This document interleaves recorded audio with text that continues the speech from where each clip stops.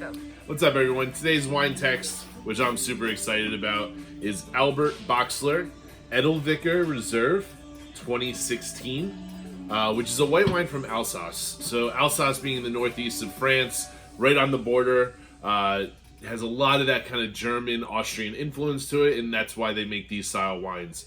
If you know anything about Alsace, they're really known for their Rieslings, their Pinot Blancs, Sylvaners, things of that nature, which is super influenced by the styles of wines that are made in Germany, Austria, and that area as well.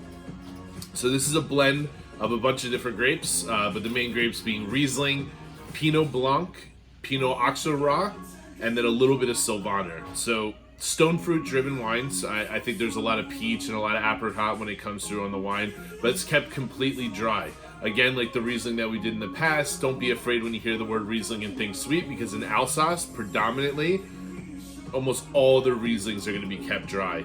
12.5% alcohol, this is almost as dry as it gets when it comes to this style of wine. Some of the history I wanted to give off about this, because if you're going to name the most historic and the coolest and most collectible wineries within Alsace, I think Albert Boxler might be in the top 3-4 names that you'll want to know and get a kind of hand on, for sure. So Albert Boxler, living in Montana during World War II, after the war, flew back to France, took over the domain from his family, and started the Albert Boxler label.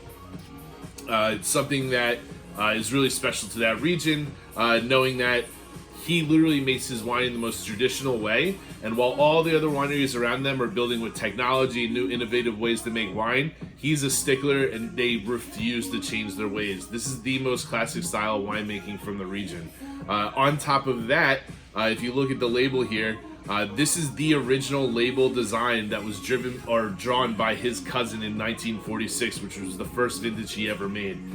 Going on now, I mean, you're looking at, what is it now, 80 years, 70 years of winemaking, straight of the same style of winemaking from start to finish, which is something special not only about this winemaker, but the wines themselves, because they don't have a lot of kind of outside influence happening to them. So yeah, Albert Boxler, a really great introduction, and at the price we're selling this, I mean, these wines don't leave our wine room for a specific reason, because they're some of the most collectible wines in all of Alsace. And the fact that we're able to even attempt to sell this at this price is something special and something you guys should all jump on.